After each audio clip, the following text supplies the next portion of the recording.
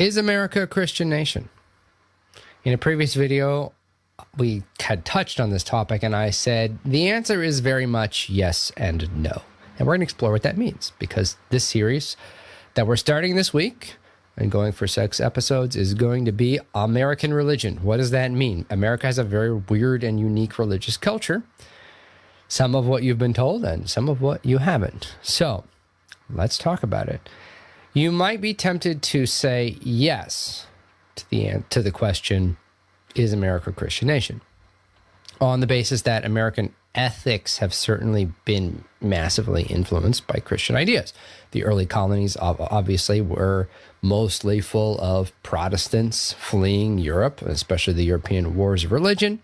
We talked about this on the Secular State series, in which there was massive warfare in Europe, what got called the wars of religion, but were in fact, as I argued, just masks for the different secular nation states to persecute other nation state identities rather than these issues really being about religion as such. That's another topic. You can watch that series if you missed it. However, it's always the however. However, the answer about whether or not America is a Christian nation and what we mean by that is complicated by various things. Many of the groups coming to found the nation, and then will go on to found all these states, had very weird versions of Christianity, which we're going to talk about. And I would say if you wanted to do the overgeneralization thing that we do here, that we're famous for, I'm underpaid to overgeneralize, is that the religious influence on the United States, obviously it's Protestant, it's Christian in various senses, but the alternative religion presented by the Enlightenment, and if you want to talk about Enlightenment thinkers as a sort of type of post-Christian Protestantism, we'll get into that more. That's what I would consider to be the main influence on the United States kind of official religion. But wait, I thought the United States didn't have an official religion. Well, you be the judge of that. So the sort of big picture, therefore, is that, to kind of spoil the thesis at the beginning, is that many of the ideas that are on display at the founding of the United States and throughout our history are Christian inspired, they're Christian influenced, they're Christian adjacent, but are they really compatible with Orthodox Christianity or with traditional Christianity in general? You will judge. So today's episode is the Founding Fathers and the founding documents, and we're just going to look at the beginning of this whole business and see what's going on with how the United States was founded and the kind of language that its leading men and thinkers employed in defining things. So here's something that I want to get clear at the very beginning. Just because somebody says the word God does not mean they're a Christian. This is a trap that I often see people falling into when a political figure in modern day says, you know, God we trust, or one nation under God, or etc. And as soon as you hear the word God, you think, oh, Christianity. Well, here's the thing. Believing in God is simply called theism in philosophy and theology and history. The belief that there is a supreme God is called theism. Many people believe this. In fact, most people historically in developed nations have believed in something like a supreme God. I make this argument in my book where I say pretty much all ancient cultures, the most sophisticated, philosophizing ancient cultures, believed in this concept that I call the arche, which is the idea that there's a supreme single mono deity. You might say monotheism, but they often believed in this entity, which they didn't always talk about as a person, by the way. They believed in this entity alongside of, let's say, the Olympians or the pagan gods, or the various, or they believed, like in Hinduism, that the various incarnations of this or manifestations of this single divine principle could come out in thousands and thousands of different distinctive gods. So the point is, most ancient cultures, sophisticated ancient cultures, believed in a supreme entity that governs or causes the universe. So that's not a specifically Christian idea. And when you say, I believe in God, I mean, you talk to somebody randomly who says that, that person could be a Muslim. That person could be a rabbinic Jew. That person could be a Hindu. That person could be, you have no idea. You have no idea. So what's distinctly Christian about the idea of God? Well, obviously, the divinity of Jesus Christ. That's a distinctly Christian belief. And all these other religions don't like that belief. They go to great lengths to shun this idea. Jesus is the co-equal Son of God and his God himself. Fully God of fully God. How about the Holy Trinity? That's a distinctly Christian belief. Obviously, the incarnation is a part of all of this. And then as an extension of it are the specific Christian sacramental practices like communion, like baptism. And then, of course, surrounding and upholding all of that, our mother, the church, in her specific apostolicity. We can trace the line of the church all the way back to the first century. We have records of bishops, etc. So these are some of the major claims that are distinctly Christian. The divinity of Christ, the Holy Trinity, the incarnation, the sacraments, and the one holy Catholic and Apostolic Church. Those are distinctly Christian. Belief in a creator deity is not a distinctly Christian belief. People believed in that centuries before Christianity, in fact.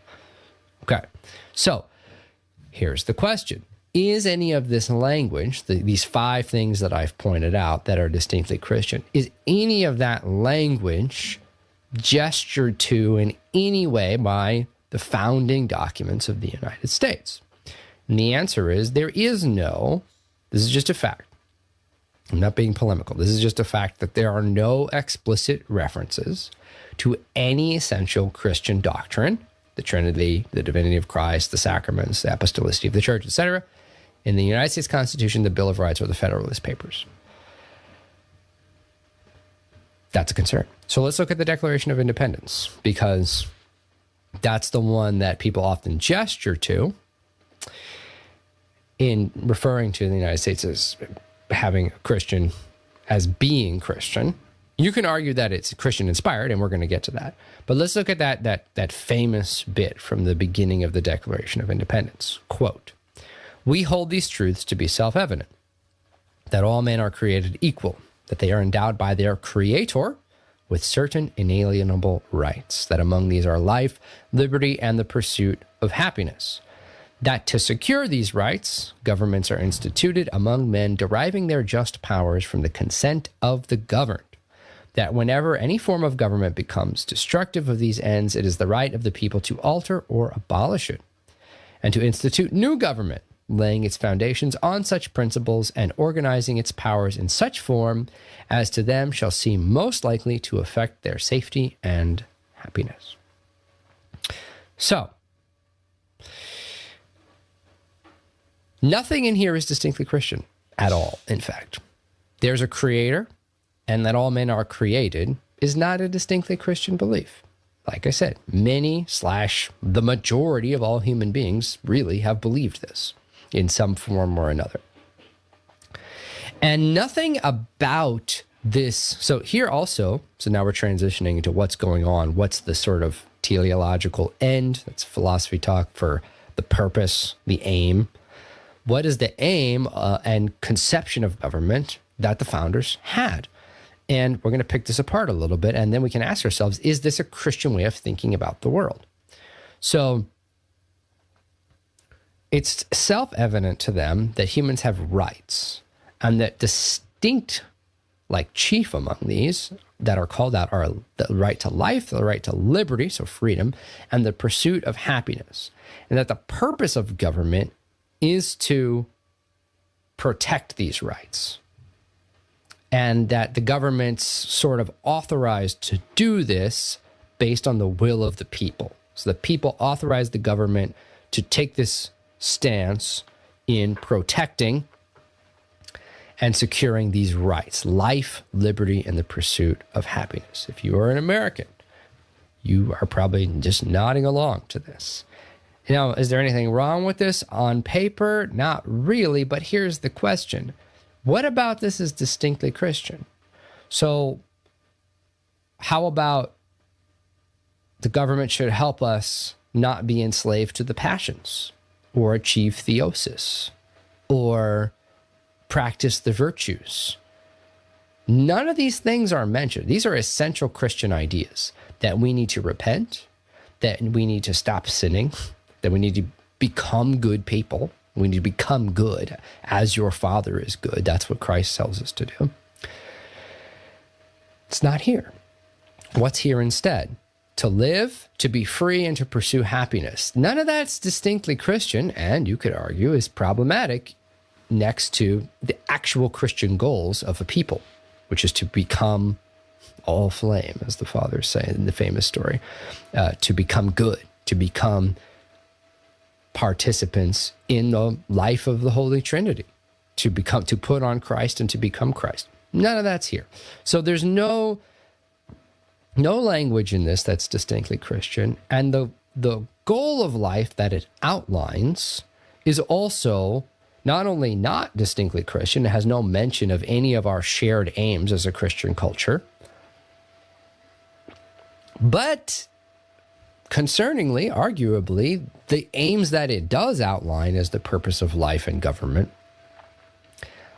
are probably anti-Christian in a certain sense, because we've talked about this before in our show on secularism, that modern states and the modern conception of freedom is very different from an ancient and a Christian conception of freedom. That the idea of freedom that's at the basis of the United States, but also the whole of the Enlightenment and Enlightenment Europe and all these secular states, is that freedom means being able to do what you want. Whereas in a previous show we talked about, I said that the ancient and medieval Christian conception of freedom was freedom to become good, to become what you are, which is in the image of God. So that's what true freedom is, because obviously, this is a bit of a review, but an addict is not more free to the extent that he's free to be an addict. He's actually, ironically, more free when his freedom to be an addict is constrained, and he doesn't have the means to be an addict, and he's forced to get sober and so forth. And you can use any kind of analogy for that. We've talked about this a little bit before. So this is concerning to me, because what does it sound like? It sounds like secular Enlightenment worldview. Freedom to pursue happiness, to pursue pleasure. And there's nothing in here about the good, about virtue, or about holiness, let alone about holiness. So and you're like, well, you don't want to force religion on people and blah, blah, blah, blah. So look, let me give you an example. The Greek Constitution of 1911, the state of Greece, it began with these words: "In the name of the holy, consubstantial, and indivisible Trinity, the Second National Assembly of the Greeks in Athens decrees," yada, yada, yada, yada. Okay, that's very different. So the Constitution of Greece literally begins with an invocation of the Holy Trinity. That's pretty distinctly Christian to me. So my concern, is that when you lay out the founding documents and you pull up the roots of them, what you see is not Christianity. You see nothing that really resembles Christianity. What you see is Enlightenment liberalism. And by liberalism, I don't mean left wing. I mean the whole thing, left and right. From a zoomed out perspective, this is the liberalism of the Enlightenment, meaning liberal democracy, all of these ideas that come out of John Locke and Rousseau and Hobbes and all this stuff. And that's complicated, but we've talked about that on a previous show.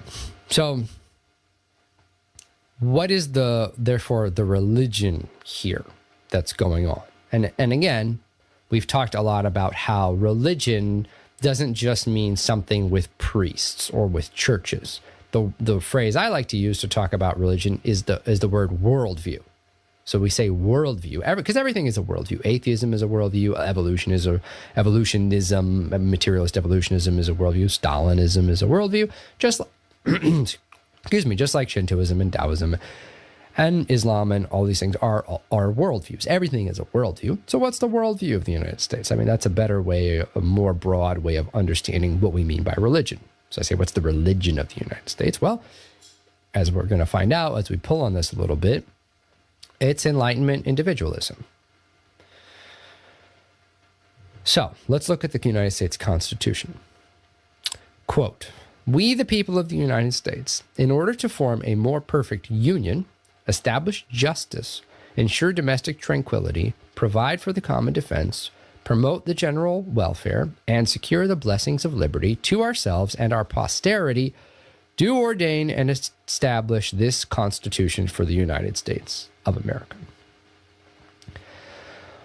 What is the purpose of this? Because you can say, oh yeah, that sounds great. But like, what are we talking about? Establish justice, ensure tranquility, provide for the common defense, promote the general welfare, and secure the blessings of liberty and posterity. So we're just talking about worldly prosperity, peace, justice, order, tranquility, posterity / prosperity. So the concern is not really oriented at anything spiritual. Again, in contrast, let me say this.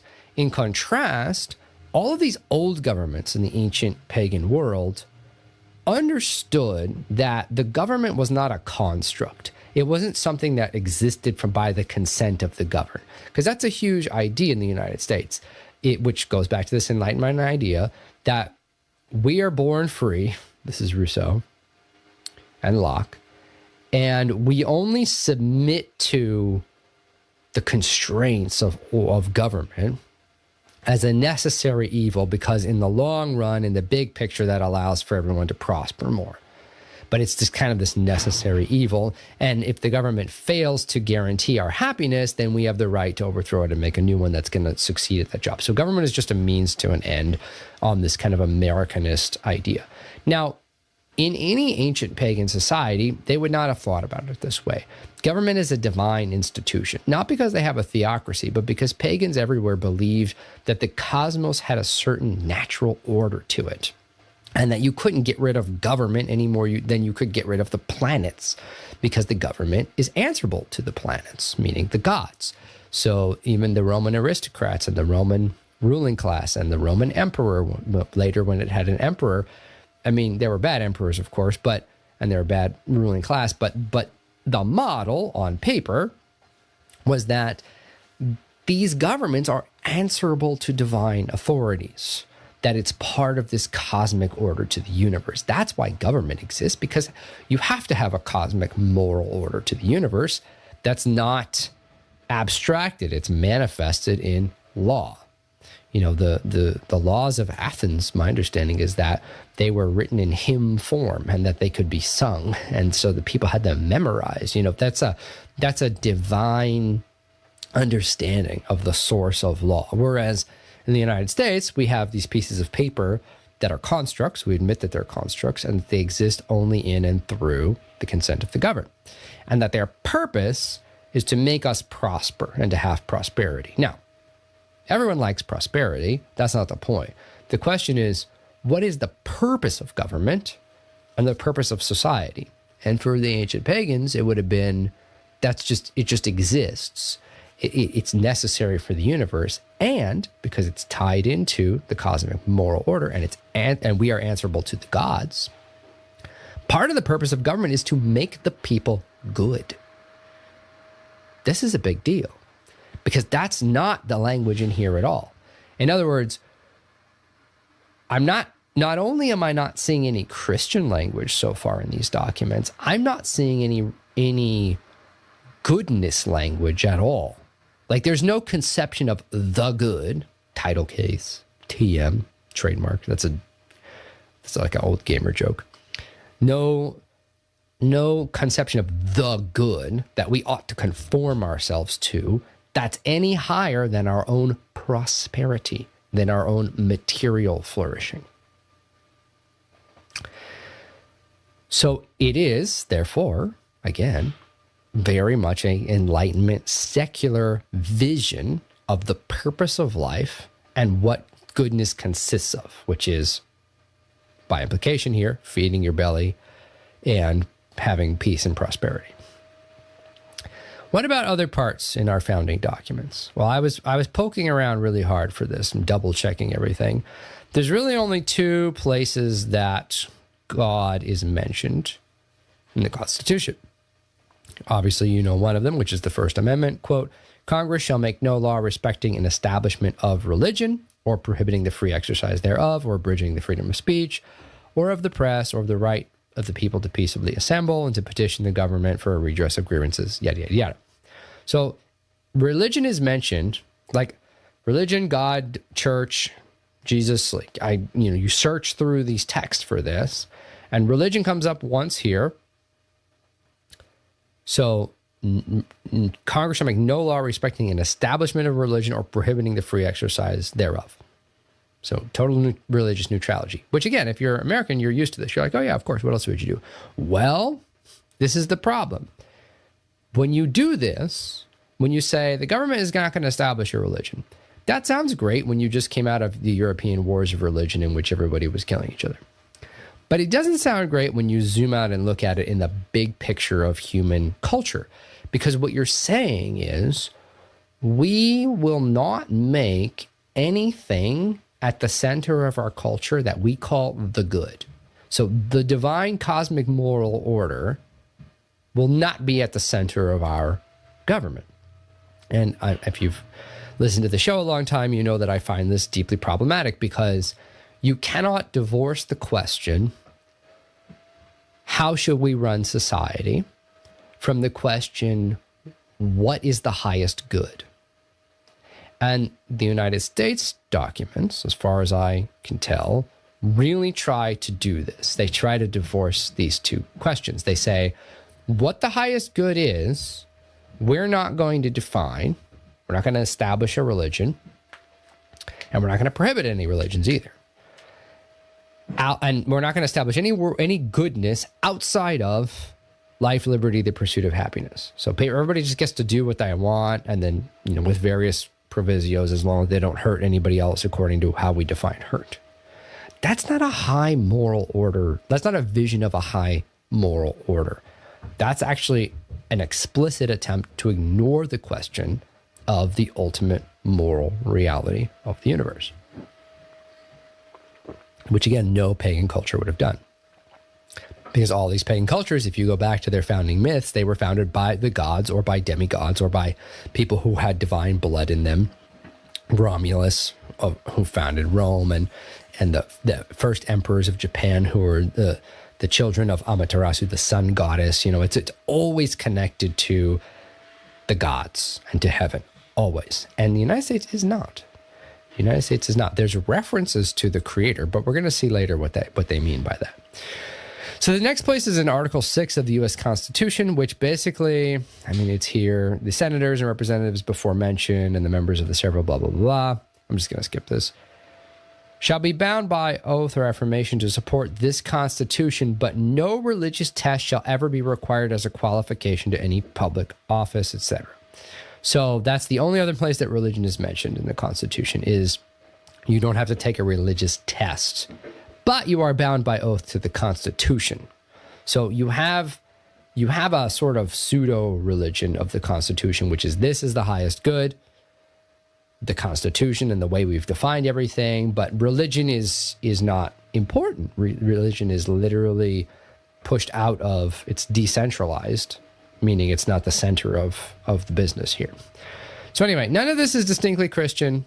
All of it is distinctly Enlightenment. And if you'd like to know more about the Enlightenment, you can listen to my series on secularism, on the secular states, or even the series on epistemology, I think is very important. We even got into this a little bit in the feminism series when we talked about the Enlightenment's definition for personhood and how that becomes problematic in the feminist movement. We've talked a lot about this. Longtime listeners know. Okay, so let's look at the Founding Fathers. So who are the Founding Fathers, therefore? What do they believe? Most of them are Protestants. Obviously, you could have guessed that. I was really digging into this, and it seems like maybe 3 people in what we consider to be the Founding Fathers were Catholic. So Charles Carroll was the only Catholic signer of the Declaration of Independence. And that kind of makes sense because in 1776, only like 2% of the nation was Catholic. And, the rest of them were basically Protestant of various kinds. However, many of the most prominent people that we call Founding Fathers were Enlightenment deists and or Freemasons, and the founding documents very much embody those values. So let's talk about what that means. What is deism? So I talked about theism. Theism is the belief in a supreme deity or a single deity. Deism is the belief that there is a creator deity, but that he does not intervene in the world at all. Sometimes it's called the watchmaker God. He winds up the world like a watch and then walks away. And that means there are no miracles. There are no answers to prayers. There's no divine intervention. There's no prophecy. There's none of those things. Because this guy, this entity, just creates the world and then doesn't interact with it or intervene with it. So what do you do if you're a deist? You rely on reason, on a certain definition of reason, a very narrow one, I should add. You rely on observation of nature, on empirical science, etc. In other words, all the stuff that the Enlightenment thinkers developed as a way to replace religion with a certain type of methodology, which we talked about a lot in the epistemology series, which we did 2 series ago. So that means on deism, there can't be the Trinity, the incarnation, or really even a personal relationship with God at all. Why does this matter? Because Thomas Jefferson was a deist, and many of the founding fathers were deists or believed things or said things or wrote things that are pretty much, very implicative of being deists. I use Thomas Jefferson all the time as my example because he explicitly rejected the divinity of Christ, of miracles, and of the Holy Trinity. And he wrote a version of the New Testament in which he took out all the miracles. He rewrote the New Testament, the Gospels, and he took out the miracles because he considered Jesus to be a great moral teacher and nothing else. So that's problematic. And Thomas Jefferson, so when he writes these things, when he says creator, Thomas Jefferson cannot mean Jesus Christ, the Son of God. That's not what he means when he writes creator in these documents. What about the other guys? Well, they were Freemasons. A lot of them were Freemasons. So list of people that we know were Freemasons: George Washington, Paul Revere, John Hancock, John Dickinson, Samuel Adams, Benjamin Franklin, all Freemasons. So, and we have all kinds of manuscript evidence for this, lists of membership and so forth. There is a letter that I found when I was poking around with this. So Masons congregate in places called lodges. It's kind of like churches. And there was a letter that we have of George Washington where he wrote to a lodge in Rhode Island, and he says, quote, "Being persuaded that a just application of the principles on which the Masonic fraternity is founded must be promotive of private virtue and public prosperity, I shall always be happy to advance the interests of the society," meaning the Society of Masons, "and to be considered by them as a deserving brother." So George Washington, very much a Freemason. What does that mean? Why do we care? What are the implications of that for Orthodox Christianity or any traditional type of Christianity? Let's talk about that when we come back from break.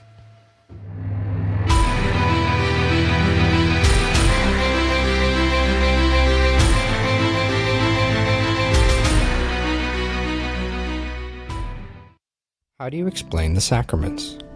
It's easy to say they're mysteries that we have to take on faith or on the authority of tradition, but that is not how the early Christians understood them. To them, and to all ancient people, the idea that physical objects had spiritual power was very intuitive, whereas modern people tend to find this difficult, bizarre, or even unchristian. This is because we live in an era shaped by secularism, a way of viewing the world that's incompatible with sacramental thinking. Because secular ideas are at the heart of our culture, modern people tend to think in secular ways without realizing it, even the most well-meaning of us. How then do we live in, but not be of, a secular culture? We need to understand the enchanted, sacramental way that the early Christians viewed the world, but we also need to understand secularism. What is it really? Where did it come from? And how does it influence how we think about religion? Journey to Reality, Sacramental Life in a Secular Age breaks down these important issues in accessible, non-academic language and is an ideal introduction for young readers, catechumens, and seekers, as well as for any Orthodox Christians who want to deepen their understanding of the sacraments. Journey to Reality: Sacramental Life in a Secular Age by Zachary Porcu. Now available at store.ancientfaith.com. Again, that is store.ancientfaith.com.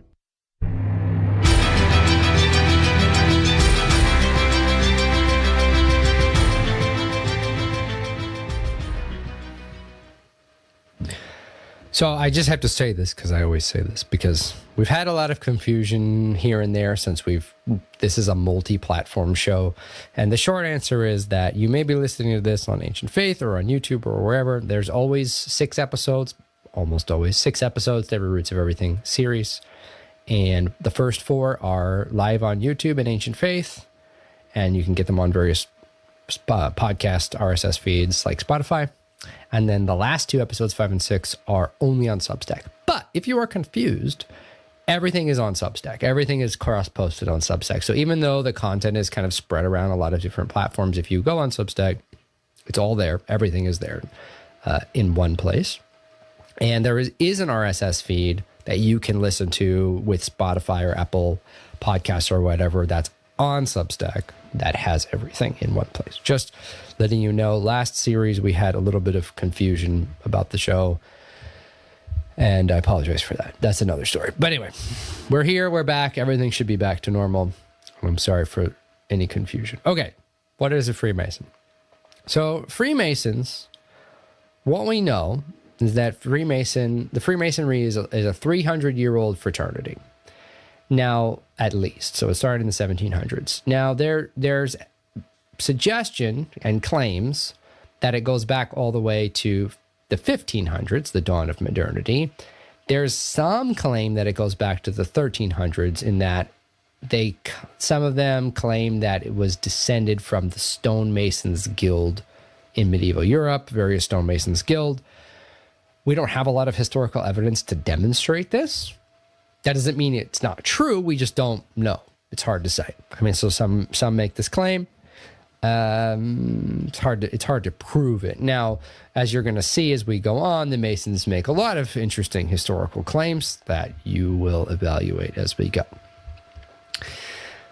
So, but modern Freemasonry, what we know from document and manuscript evidence, is that it starts in 1717, probably, with the founding of the first Grand Lodge in Europe, in England.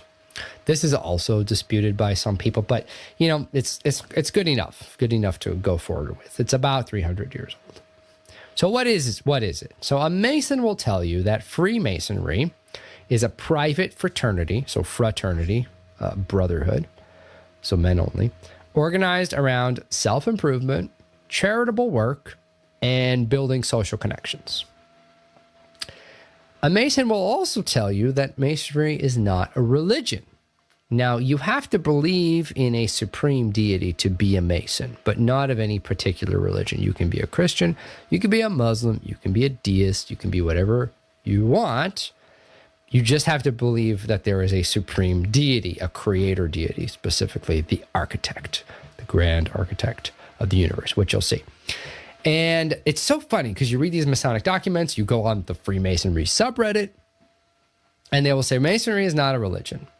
It's a fraternity, it's an organization, it's sort of dedicated toward all, it does everything that a religion would do. It has secret rites of initiation, it has membership, a closed membership, it's about self-improvement and charitable work, and has a view of history and the meaning of life and all that stuff, but it's not a religion. And this is classic Enlightenment,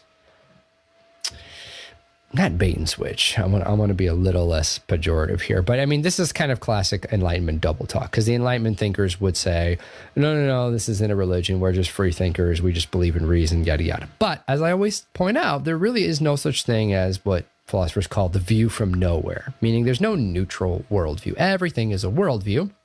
And if you want to say it that way, everything is a religion. So what's wrong with Freemasonry from a traditional Orthodox Christian perspective, or actually a Catholic perspective as well? Freemasonry is a religion, like I just said. It has all the elements of a religion. It's really hard to say that it's not a religion. I think what they mean in the historical context at the time is that it does not have churches, and they don't have priests or pastors, and they don't adhere to a specific holy text, and they're not centrally organized. Those are all the features of late medieval Catholic religion and early Protestant religion in Europe. So that "we're not a religion" thing kind of comes out of the historical context in which Freemasonry is emerging. But by any regular scholarly definition, Freemasonry is a religion. So therefore, it's incompatible with other religions because religions are generally mutually exclusive in their claims.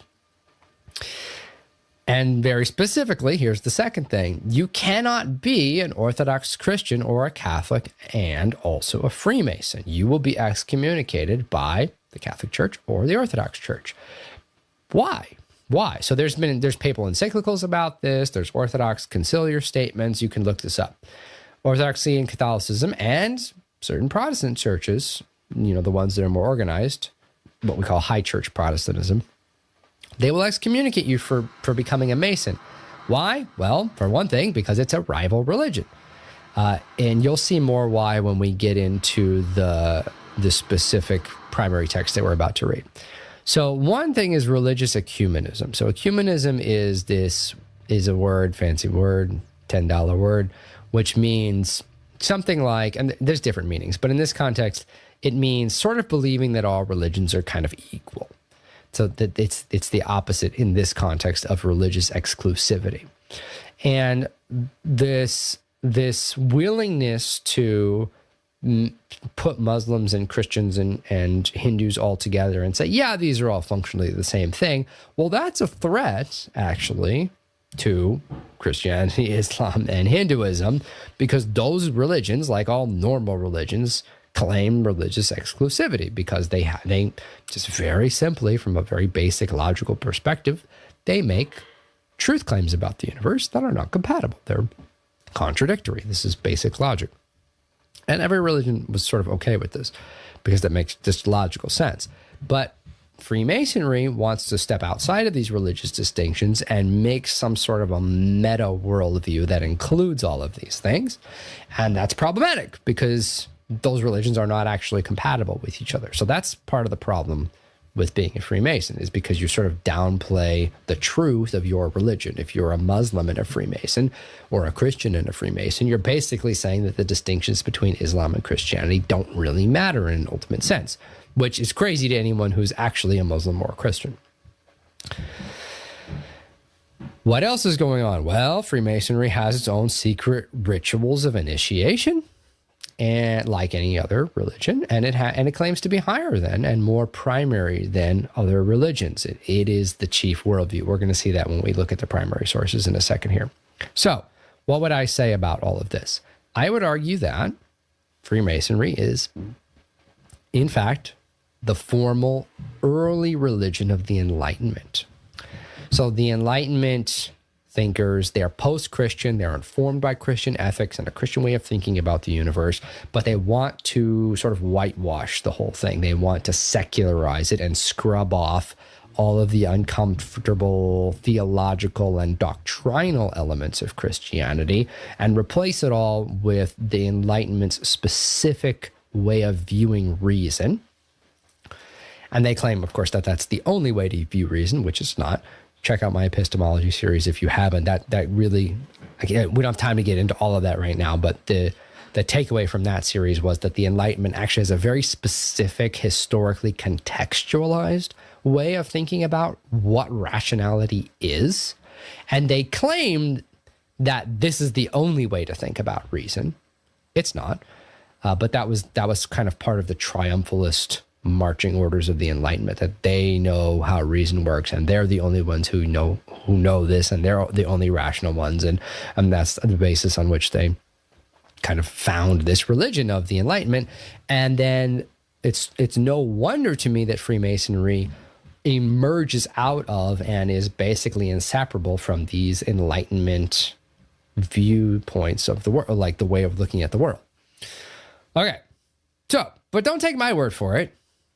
We were joking the other day that Roots of Everything is basically just grown up reading Rainbow because we read the primary sources. Don't take my word for it. So I was thinking about which primary source should we use, and I found one that I think is very pertinent to the American religion thing, which is the 1734 Constitution of Freemasons.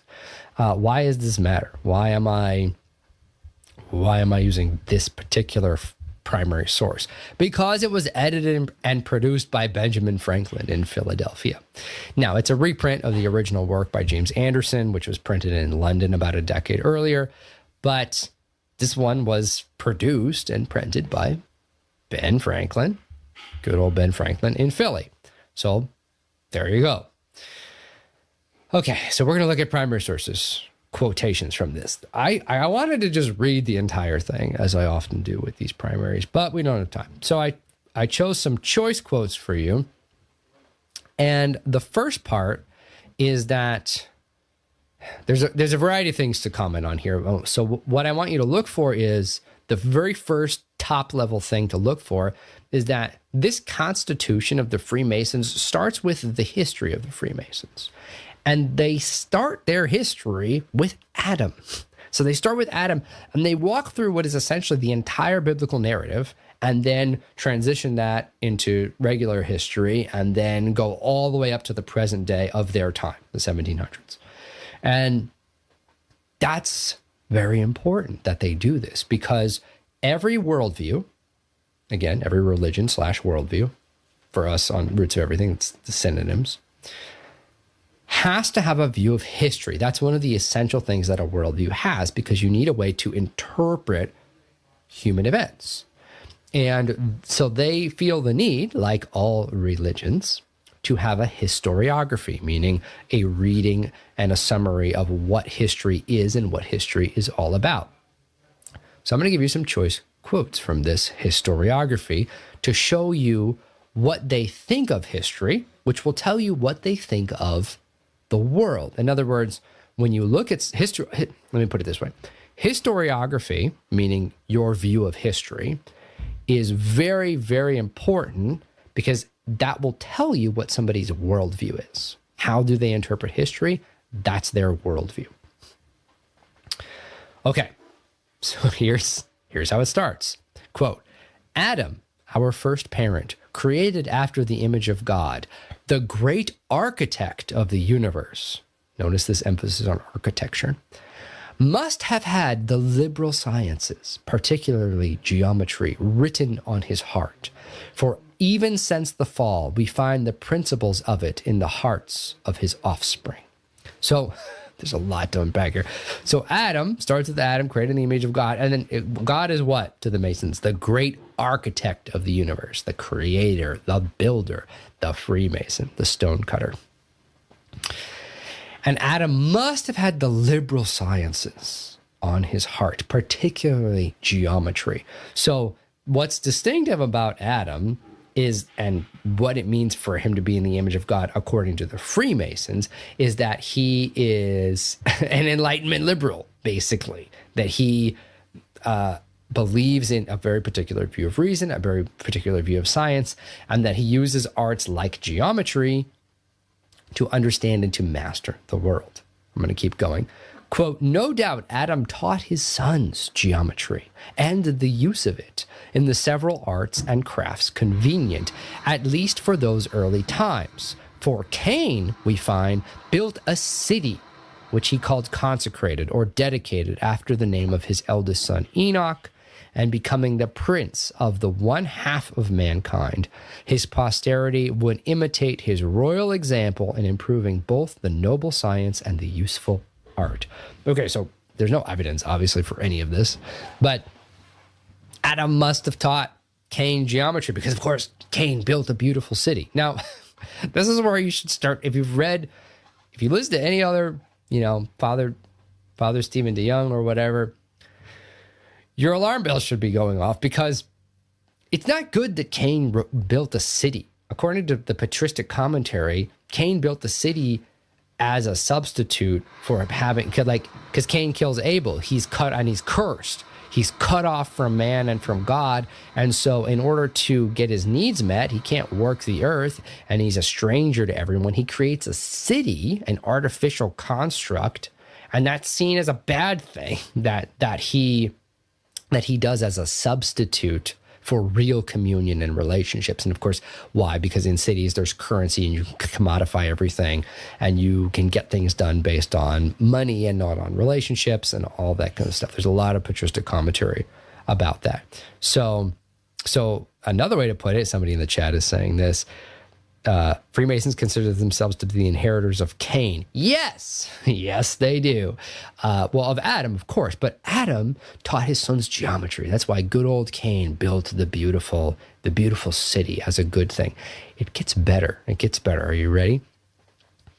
Quote, both the families of Seth and Cain erected many curious works until at length Noah, the ninth from Seth, was commanded and directed by God to build the great ark, which though of wood was certainly fabricated by geometry and according to the rules of masonry. Noah and his three sons, Japheth, Shem, and Ham, all masons true. So these guys were all masons, didn't you know? Brought with them over the flood the traditions and arts of the antediluvians, meaning the people who existed before the flood, and amply communicated them to their offspring. Okay, so again, we don't have time to go into all of this. But again, the antediluvian arts in patristic tradition are understood to be the things that the fallen watchers taught the sons of men that were bad. Sorcery and hallucinogenic drugs and the making of metal to kill each other and all of the arts that the fallen gods taught mankind that resulted in the bloodshed and required the flood to restart the earth. Here, the Mason is identifying this as, all those great arts of the antediluvians, they were brought forward and carried down from Cain, from the fallen watchers, and then communicated to all the offspring of Noah's kids. So literally, just on its face, this is a value inversion of all the patristic commentary about what was good and bad. What was bad? Cain's sin building the city was bad. The antediluvian arts were bad. But here, they're being celebrated by the Masons, because all these people were true Masons. Why? Because they knew a certain understanding of reason and building art, and that's what makes them true Masons. And that's what makes them in the image of God, because what's important about God is that he's the grand architect. I'm going to keep going.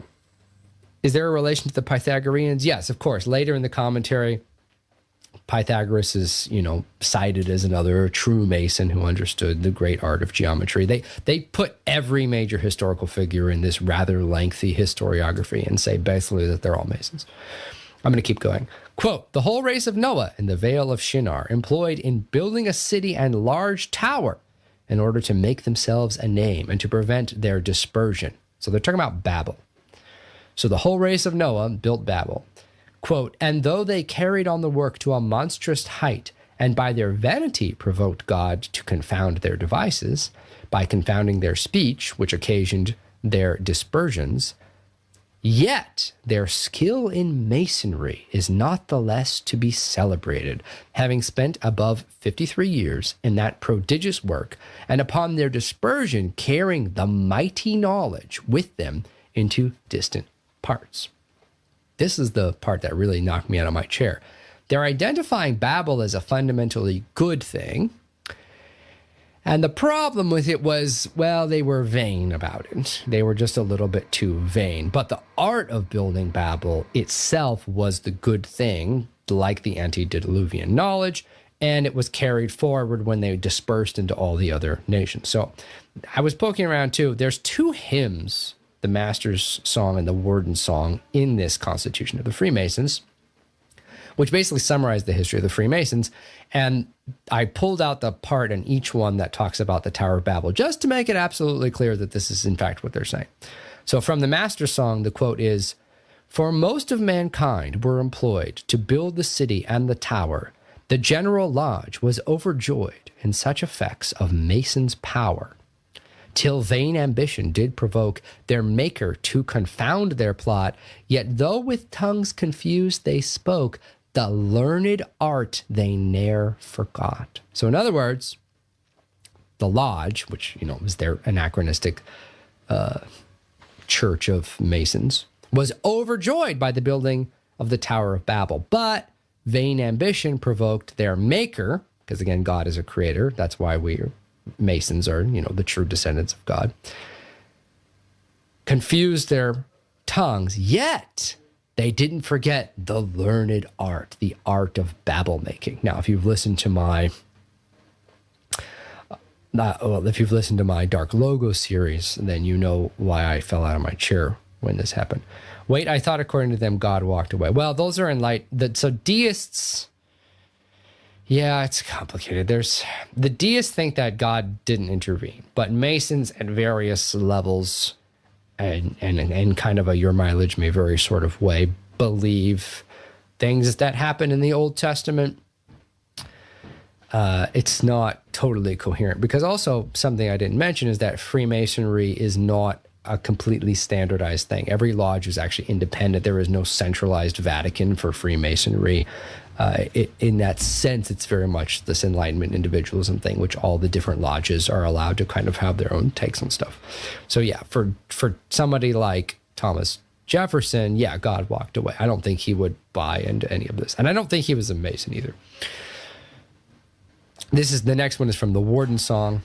The grand design to rear was ever Mason's care, from Adam down before the flood, whose art old Noah understood and did impart to Japhet, Shem, and Ham, who taught their race to build apace proud Babel town and tower, until it came to be admired too much, and then dispersed were the sons of men.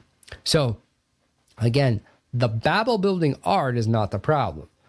It was admired too much, and they got vain over it, and they should have been humble.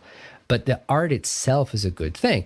This is standard Enlightenment ideas, that reason and building things out of rational technology is in fact good, when this is sort of the opposite of what I argued in the Dark Logo series.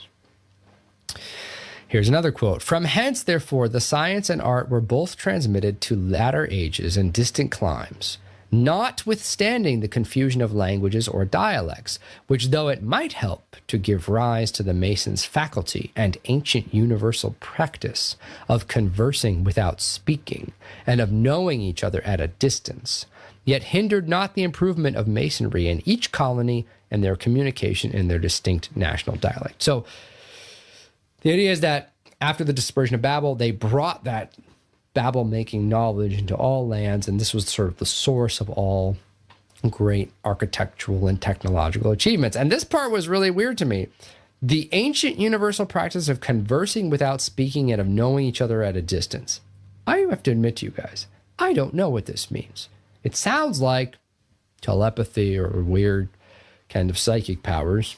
It also sounds like communicating over video podcast. It's a strange thing that they have this hint, and I'm not sure what this means, but I thought it was interesting enough to include here anyway.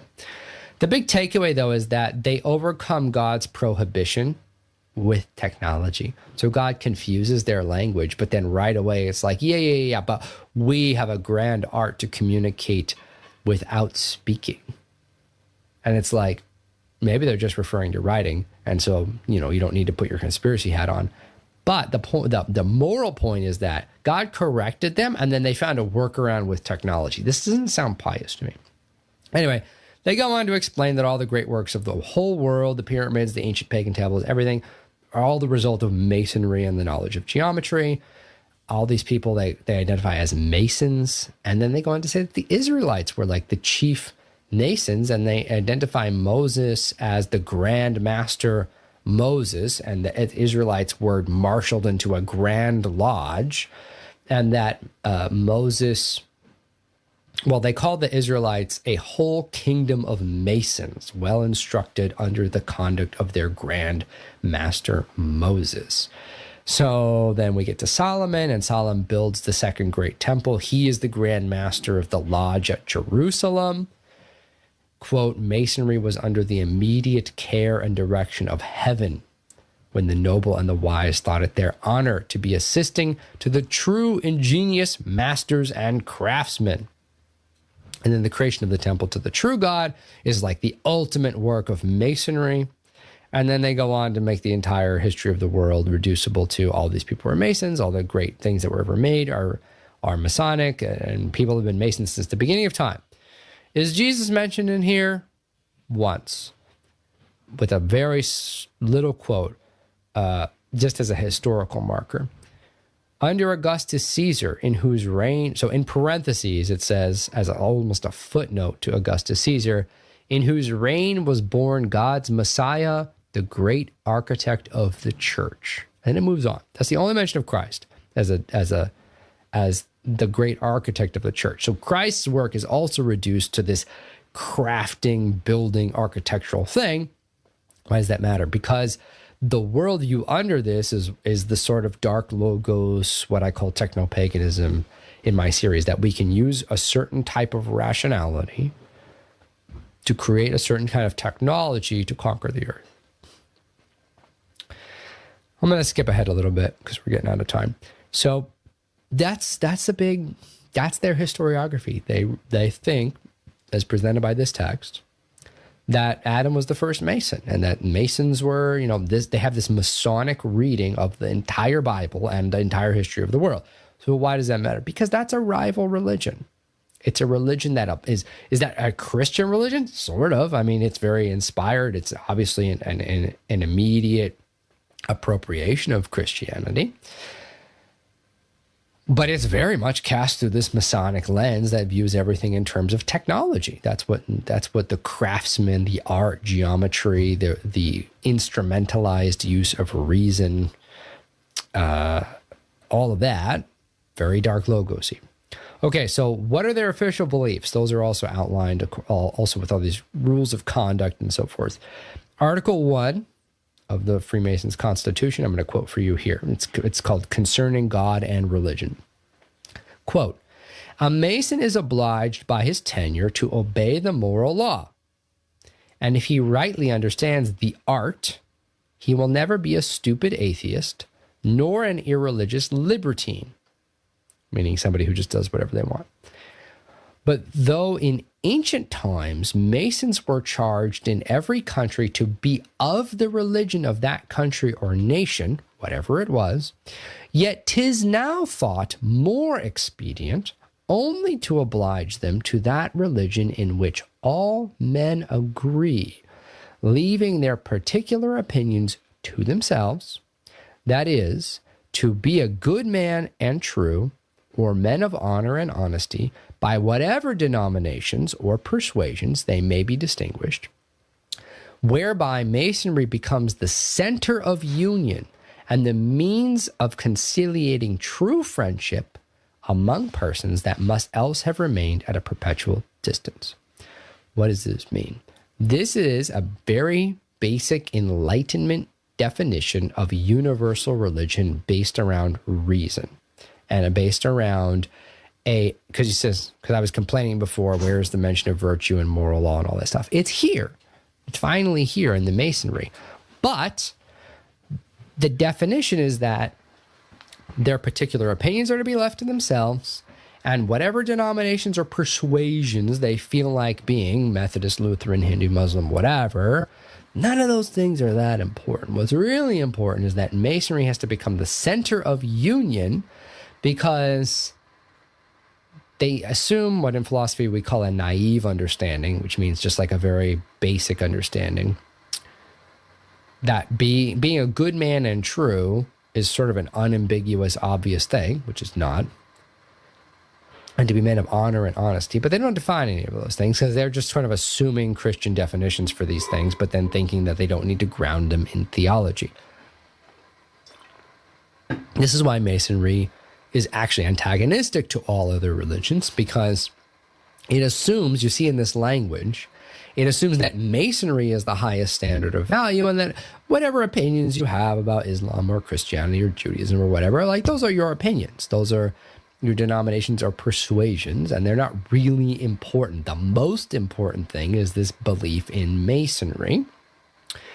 Sounds like ecumenism. Yes, I mean, exactly. I mean, this is where these kind of modern ecumenist movements start in Europe, is with Enlightenment philosophies like Freemasonry. So the preliminary conclusion that we have to have here is that Masonry is incompatible with Christianity or with any of other of these religions. Okay, so getting into the final stretch here, just a few more minutes, we'll go a little over time. Why does this matter? Well, it turns out Masonry has had a massive, massive influence on America since the founding. So the first president of the United States, George Washington, was a third order Mason, meaning the highest. There's three orders: as apprentice, journeyman, and the master. George Washington was a master Mason. And he laid the cornerstone of the U.S. Capitol in a Masonic ritual ceremony. This is just a fact of history. You can go to aoc.gov, it's an acronym for Architect of the Capitol. It's a website, it's a government website, and it lists all the whole history of all the monuments, which is cool. But they just say what it is. This is not like what's that movie? There's a movie with National Treasure, and it's all about this like conspiracy stuff. You don't have to put your conspiracy hat on for this. This is just on the government website. I'm going to quote this for you. Quote, "The ceremony proceedings were reported in an article in the Columbia Mirror and the Alexandria Gazette, which remains the only known eyewitness accounts of the event." So the event is the laying of the cornerstone at the U.S. Capitol. Activities began at 10 a.m. with the appearance of President Washington and his entourage on the south bank of the Potomac River. Crossing the river with the president was a company of volunteer artillery from Alexandria.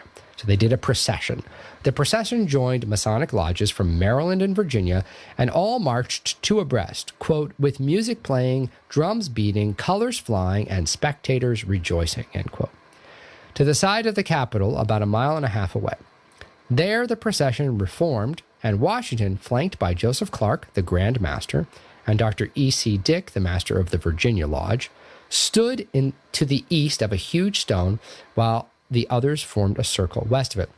So there's a religious-style procession, and Washington is flanked not by priests or pastors, but by two Master Masons who head the respective lodges.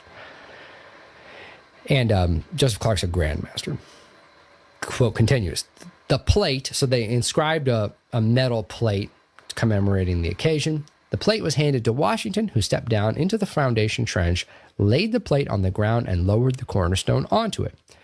With the president were Joseph Clark and three worshipful Master Masons, bearing the corn, wine, and oil used to consecrate the stone." So they consecrated the stone with corn, wine, and oil, sacrifices. Chanting accompanied Washington's ascent from the trench. Clark gave a speech punctuated by numerous volleys from the artillery. Following the formal exercises, meaning the religious rituals, a 500-pound ox was barbecued, and those in attendance, quote, "generally partook with every abundance of other recreation. By dark, the festivities have ended." So, I don't want to alarm you here, but this is a religious ceremony. There was a procession. There were all these religious formalities. They were no doubt wearing their Masonic regalia. And the Master Mason lowered the stone. They consecrated the stone with wine and oil and a sacrifice of corn. And they chanted. They did formal religious chanting. And then there was a big sacrifice. They barbecued an animal. This reminds me of the pagan sacrifices. They would always barbecue a big animal and then eat it.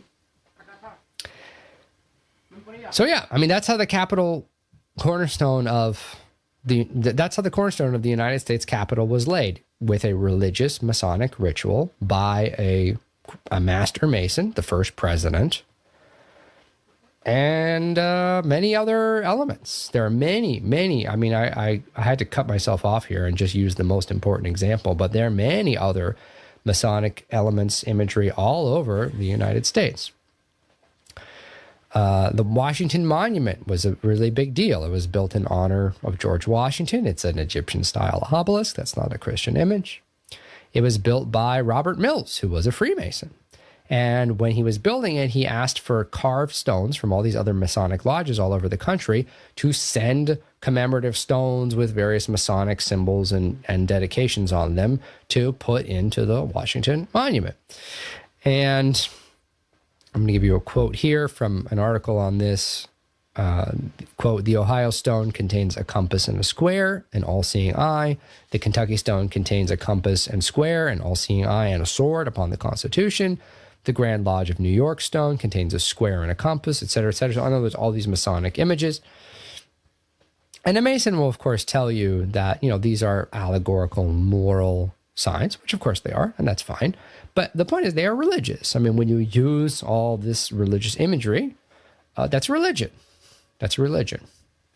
Now, here's something weird. I just want to point out something weird. Again, I don't want to put on a conspiracy hat or anything. I just think it's odd, though. There's a height limit for buildings in DC. And there's sort of an urban legend that there's a law that says you can't build any building taller than the Washington Monument, which freaks people out because the tallest thing in the land is supposed to be representative of your highest values. That's why in traditional European towns where there's a church at the center, no one builds anything higher than the church. And that's why churches have these giant steeples. That's where the steeple comes from. You put a cross on top, because what you're saying with the architecture is that the highest value in our land is this thing. And so you don't build anything higher than it as a way to make that point.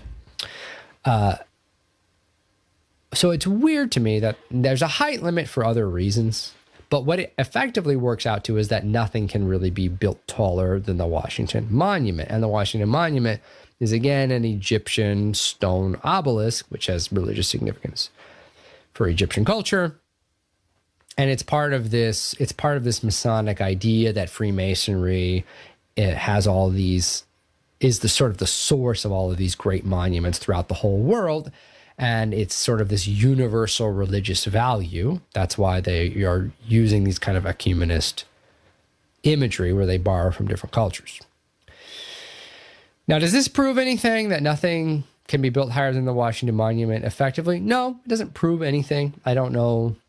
I don't have anything to tell you exactly. I think it's weird, and I'm just going to point out that I think that's weird. What's weirder? The apotheosis of George Washington. So there's a painting in the Capitol Dome called the Apotheosis of George Washington. What does apotheosis mean? It means deification. It means the process of which a mortal becomes a god. Now, do Masons think that George Washington is literally a god? No, but I just find this imagery, formally, no. But this imagery is very weird to me. So here we have, I'm sharing my screen with you. If you're just listening to this on audio, you can come back and check it on YouTube or Substack. At the center of this fun little thing, using this on Wikipedia, is George Washington sitting here with his sword. Here, let me blow this up for you. Okay, so here's George Washington. He's sitting up in heaven. You look up into the Capitol Dome, there's all these clouds, there's all these people around him. He's sitting in heaven. He's flanked by goddesses, and the gods are all around him, and they're all dancing around George Washington. And it's called the apotheosis of George Washington. Here he's in heaven, crowned and throned in heaven among the gods. So the gods are everywhere. So here's Athena right here in the corner, Minerva, if you want to say it in Latin, goddess of wisdom, and she's pointing at and instructing what look like senators and people. And then over here, you can look upside down. Here's Poseidon, the god of the sea, his little Triton, and he's god of horses. And here's Mercury, and he has his little famous winged helmet, and he has the Catalyst, the staff. He's the god of magic and healing and messages, all this stuff. And you've got, and all these humans are around here collaborating with the gods. Here's a goddess, let me see, who's, Columbia is the personification of war. The Wikipedia is helpful because it tags all these things. And next to him is the goddess of liberty and the goddess of victory, Victoria. Could have figured that out. So here's George Washington in the center, and he's in the center. A man is in the center, and around him are all the gods, lower than him, in the lower place of honor. This is in the dome of the Capitol building, ladies and gentlemen. This is very strange. This is not Christianity. And it's not because it's full of pagan gods and there's no cross or Christ in it, although that is very important. Because the Enlightenment guys were all classically trained people who were looking back at the Greco-Roman era with nostalgia, and they used all of this Greco-Roman pagan imagery in founding their capital because they saw themselves as sort of the new enlightened Greco-Roman world. Now, I love the Greco-Roman stuff as much as the next classicist, and people pointed out my Athena statue over here. But I don't want to enthrone myself in the center. So even if you believe in the gods, let's say, don't enthrone yourself at the center of heaven with all the pagan gods around you in a place of lower honor. No Roman would have really done this. I mean, there were weird Roman emperors. We could get into that. But you see what I'm saying. This is impious, I would say. And obviously it's not Christian, because who's the God of heaven here? It's freaking George Washington. Excuse my French. So anyway, I just wanted to share that with you, because that kind of imagery, these two examples that I've given are several, just a few of many. So I went and visited the Lincoln Memorial. If you've ever visited the Lincoln Memorial, that freaked me out pretty badly because, again, I study classics. And when I walked into the Lincoln Memorial, I was like, oh my goodness, I'm in a temple to Zeus. And there's this larger than life Abraham Lincoln. And the reason that this matters, and the reason that it matters and that it's impious that a man like George Washington is at the center of heaven and is sitting literally on the throne of heaven. And the reason that it freaks me out that a gigantic Abraham Lincoln is in the center of what is obviously a Greek-style temple where people would come and worship him is not necessarily that people are worshiping these figures, although that's been suggested. Can't disprove it.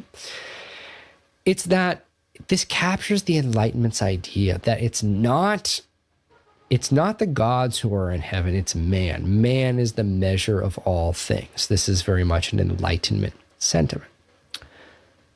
And that's very much at the heart of the Masonic religion. It's an Enlightenment religion. Man is the center, man is God, and man becomes God through technology and use of reason in a particular way. These are the founding values of the founding fathers. They laid the cornerstone of the United States with a Masonic religious ritual. They were Masons. The first president was a Mason. Ben Franklin was a Mason. The founding fathers, many of them were Masons. I compiled a quick list here. Other people who are known Masons in our history, presidents. George Washington, James Monroe, Andrew Jackson, James K. Polk, James Buchanan, Andrew Johnson, James A. Garfield, William McKinley, Theodore Roosevelt, William Howard Taft, Warren G. Harding, Franklin D. Roosevelt, Harry S. Truman, and Gerald R. Ford. So all across the political spectrum, they're Masons. And they're all from, and there's a list where I have all here, all their different lodges, the lodge numbers that they were at. We know that they were all Masons. So what does this mean? What does this mean? Does this definitively prove that America is Masonic and that there's no such thing as Christian values here? No, it's more complicated than that. History is nuanced. But I wanted to start this episode with this idea that the central religious kind of imagery and language at the founding is Masonic and Enlightenment deism. Where does this go? How does this manifest? What about the Protestant influence that's very obvious on the United States and that Protestant values and Protestant culture? What about Catholic values and Catholic culture? What about all these different denominations that have influenced and been a part of? Because you could say, been a part of America, because you could say, well, sure, the founding fathers were this kind of weird elite European Enlightenment deists and Masons. What about the regular people? Great question. So the next week, we're going to talk about the specific manifestations of which Christian denominations were influential and mainstream at the beginning of the United States. And then we're going to go from there kind of century by century, which is not that many centuries, and walk through the history up to the 20th century and see how some of these ideas carried through. So, and we're gonna get into all that, because obviously nothing is straightforward. That's, I hope, a lesson that you guys get when we study history, is that history is complicated and there aren't straightforward answers, but there are objective answers that we can get from reading the primary texts and looking at who the people were. So today, founding fathers, founding documents, Masonic, Enlightenment generally. What about American Protestantism? We'll hit that next week. And we're also going to hit American civic religion, which is kind of melds all of these things together. It's really interesting. We'll discuss all that next week. Right now, we're jumping over to Substack and doing the after party. There's a link that's just been posted in the chat, and we're going to talk about whatever you guys want to talk about for the next 20 minutes or so, as we do every week. See you there. And if I don't, thank you for joining me. This has been a listener and viewer supported presentation of Ancient Faith Radio, and I will see you on the other side.